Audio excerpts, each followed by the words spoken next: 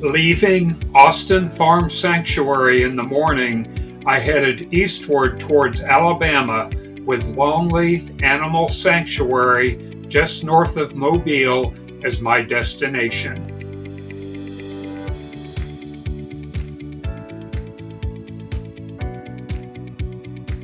Over the port of Baton Rouge and Louisiana swamps, I arrived at New Orleans.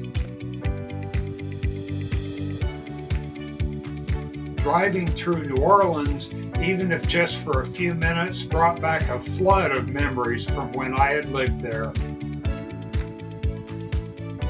I arrived at Longleaf Animal Sanctuary tucked away inside a quiet Alabama forest.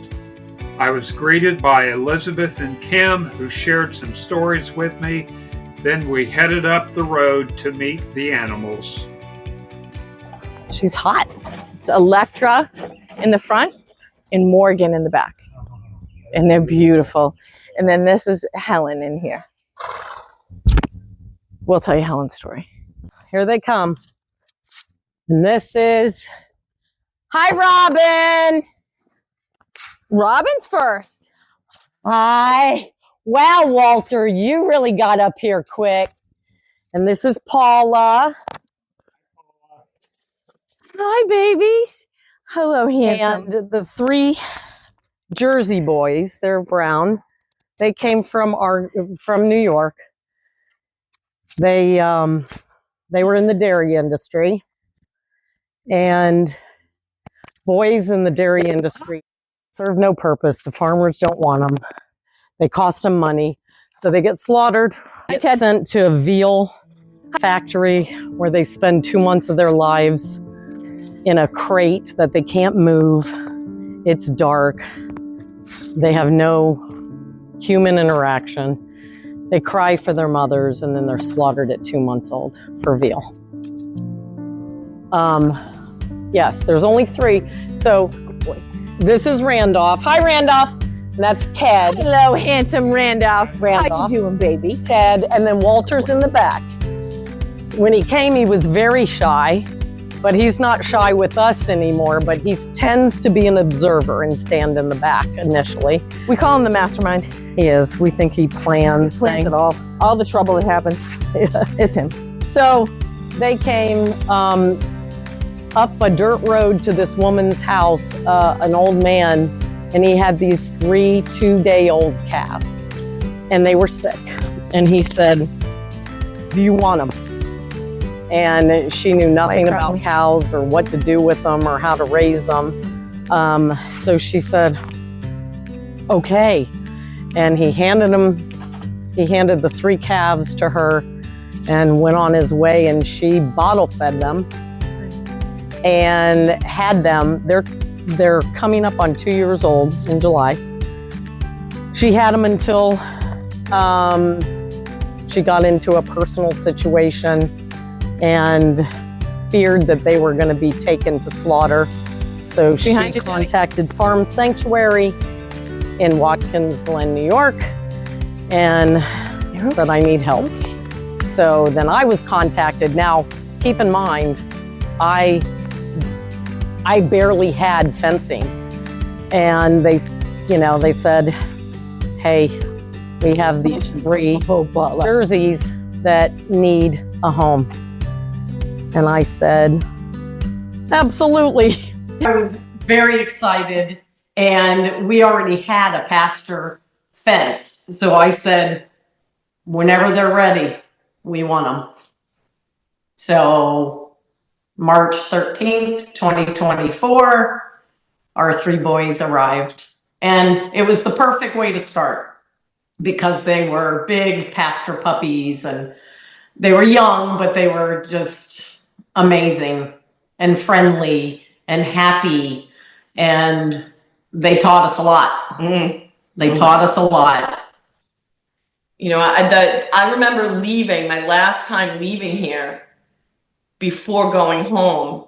She cried. I cried because I'm driving, right? I'm driving along the fence, and they were chasing me. They were chasing my car as I was leaving, and I just was like, I'll be back, I promise, I'll be back. like literally tears, sobbing, and I'm like, they're cows. I am in love with cows. So super powerful moments. So They have name tags, as you can see on their ears. In the industry, they normally have big yellow tags. They're not named. They're not, identified other than a number. They have tags that say their name. So it'll say Randolph, and it'll say, it says, loved beyond measure. So she put those tags on them because they were like pets to her. So she was desperate to find a safe home, and that's how they got here. Exhilarating, because they came out, and honestly, I have never been that close to a cow in my life. Other than, I take it back, I went on a sanctuary tour, but cows, but they're really steers that I'm responsible for. It made that sudden, I am now responsible for these steers for the rest of their life. So there was a sense of, just excitement, joy, and then, oh my goodness, overwhelming sense of responsibility that I'm going to have to learn, and they'll teach me how to take care of them, how to understand them. But it was so much easier than I ever expected, because they're just unconditional love. And as long as you love them, because I loved them the second they came off that transport trailer. They were in the pasture, they were running, jumping, then they'd stop to eat the grass, and then they would run around the perimeter and then come running towards us. And to see 3 1,200-pound pasture puppies coming at you full speed, I was like, I hope they're going to stop. I hope they're going to stop. It's just a feeling that it's really hard to describe.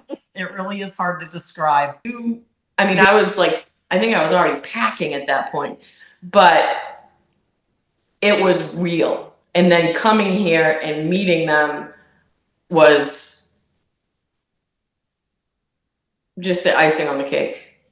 So, and then I drove down, I was here for reals on May 1st. Very early on, they showed us their personalities. No. They're very different. Every single one of our animals have their own personality. And those boys, we couldn't have got more perfect first residents than those 3 boys, because their personalities were and still are larger than life. All that you need is love for these beautiful sentient beings, and being able to tell their stories they can't tell. The life they were living and would have lived. They would not have had a life. And these boys are proof that all they wanted was our love and our attention and a cookie here and there.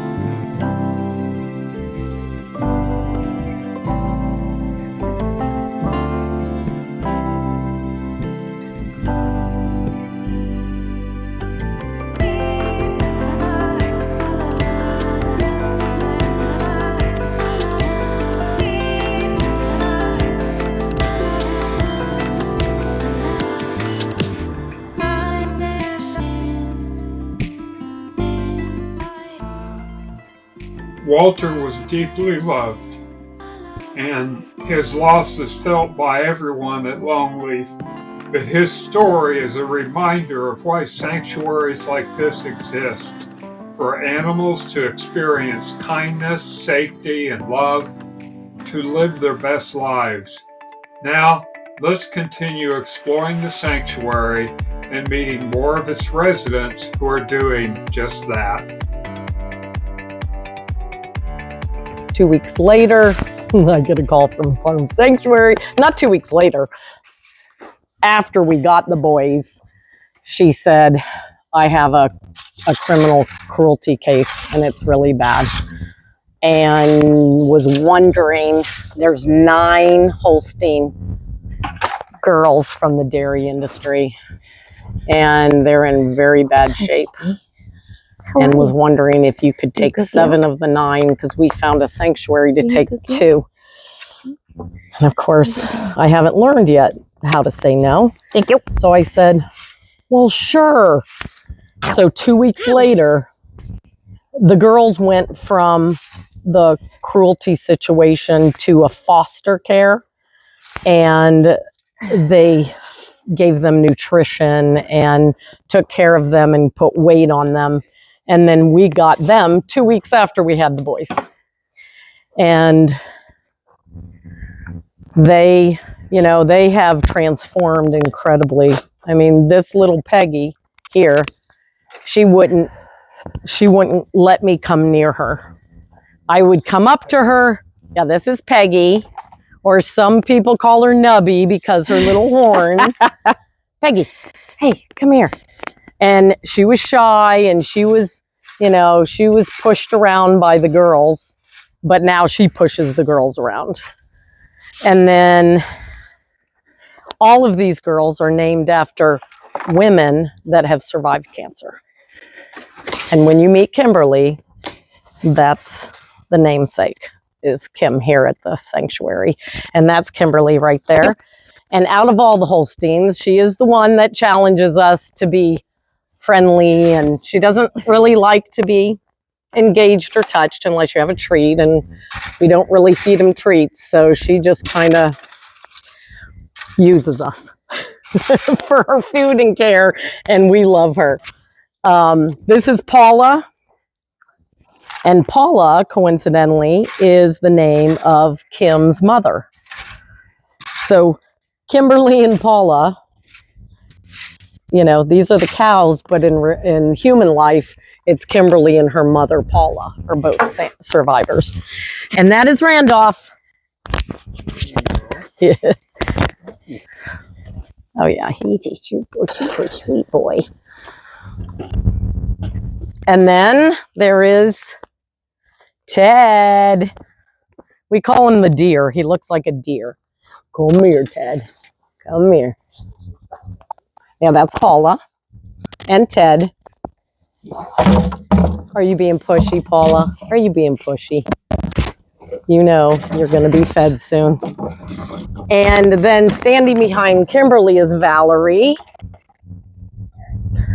And let's see. Oh, up here is Terry.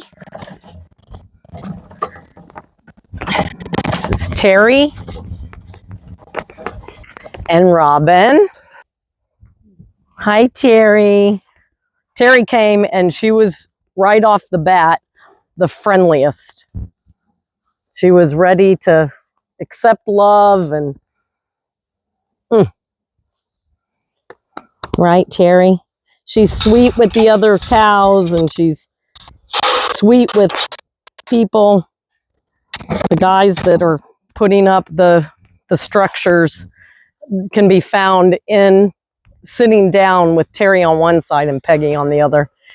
Boys that have never even interacted with cows.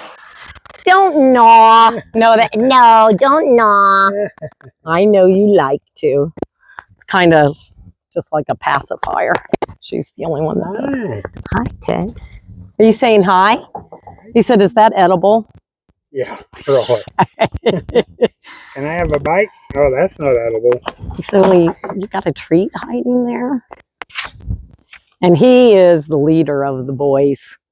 Whatever he does, Randolph does, and Walter sits back and watches because he was challenging. He was challenging fences and things, and the other two would not go through the fence, but he thought there was greener pasture on the other side, which there was. Can't blame you. He's gonna give licks. You're gonna give licks. And that's Electra. And Electra is from the horse racing industry, which is a very dark industry that people don't really, it's been glamorized, but it's not glamorous at all. And it certainly isn't glamorous for these guys. So you'll get your grain. Good girl, Morgan. You pretty girl. Still hot. We have to kind of fake them out and do this song and dance to give them grain. I'm coming. Ready? No, you go in. I'll hand it where they don't think. Go. I can distract her after I give it to you. Hi, baby. Move back. Move back. Move back. Come over here. Oh, she's... Electra, hey. You know, one of the challenges is, you know, if, let's just say a farmer saw me doing this or kissing Helen or being in among the cows, you would get 1,000 comments about how dangerous it is and how they're going to attack you and they're going to horn you. But the reality is they don't do that if they feel love from you. If you show them love and you show them respect, they will love you forever and respect you forever, just like the rescue dogs, just like any rescue. They know they've been rescued. They're being well cared for. They would never intentionally hurt us at all. My husband and I were growing a business. I was eating chicken mainly, not a whole lot of red meat, but chicken. I didn't even know. You don't know what you don't know until you know. And when I knew, I was horrified. But, you know, everybody gets there when they get there, if they get there. But, you know, I was healthy. My family was healthy. I just thought, that's how, you know, that's how you're brought up, you're raised. That's how your mother and father fed you. I didn't know any different. I'm a city girl. And now, turned country girl, I guess. My husband calls me country. But he grew up in the country. And he is the co-founder of Longleaf Animal Sanctuary. And if it wasn't for him, we wouldn't be standing here and these beautiful animals wouldn't be here. So I give all the credit to him. And he pushed me towards my passion, my purpose, my vision. And he gave me the confidence to go. Because I told you, I was overwhelmed thinking, I can't do this. What am I thinking? These are animals I've never even touched before. But nope, he gave me the confidence to say, you can do it because you are passionate about it. And I'll support you every step of the way. And he has. So it's been a beautiful beginning. Where's the other bowl, girlies?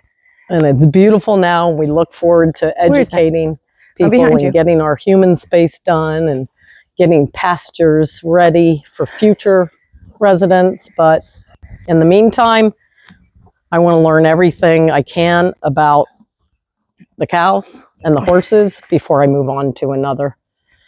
You know, I felt first I said, I'm not going to take on another until I learn everything about the one we have. That was our promise to each other. As I stand here sweating. That was our promise. Horses in the background. Yeah. I'm like, but Kim, they called us and, you know, these horses could go to a kill pen. She's like, all right. Like I was going to say no. But I am on no mode now. I am on pause because I have a obligation and a responsibility to these precious residents. And I feel like if we took on any animals right now, it would not be good for them. And they are the number one reason we're doing what we're doing. So I'm going to do it the best I possibly can. Kim gives it the best she and then some. When Helen got sick, here's Kim. We get this syringe this big with a needle, I don't know, this big. And the vet left it to us, said, well, you're going to want to give her 2 doses of this antibiotic. And I'm like, really? Where? Straight in the neck. And I came and my husband was here. I had a meeting with them. I said, okay, so who feels comfortable giving a shot to a cow? And my husband's like, yeah, I'm fine. Kim's like, yeah, no problem. I was like, good, because I don't feel comfortable at all. And, you know, she was very weak at the time. So was she sitting the first time? Yeah, she was lying down. Yeah, she was laying down. She was lying down. And I mean, really, Kim just went over like it was a human, because she did do that with humans. And she just shot it into her neck and gave her the antibiotic. And my husband shot it on the other side, the steroid. But when the vet came, the vet wouldn't come out here to see her, even though she was pretty lame and She was lethargic, and she would let you do anything because she had no energy. She wouldn't come out here unless we had a shoot. This is a $9,000 piece of equipment. So I called, oh, sugar. I called the guy, and Sorry, Beth. I had already talked to the guy about the shoot, and I knew I was going to get a shoot. But I said, Lane, I need a shoot tomorrow. I got the thing in my pocket. Okay, Here. chuck it. Are you a good throw? Oh, no. Bring it over here. Put it in this one. Oh, Sorry. I got distracted listening to you talk. You're such a good storyteller. oh yeah, such a good storyteller. So I called Lane, who is a rep for AeroQuip, and I knew I wanted the best. And she just walked right in like it was nothing. I was holding a bowl of grain. Yeah, she just slowly followed right me in. right into the chute. You know, there's a lot of peace to this work. There's a lot of pain and emotion, but peace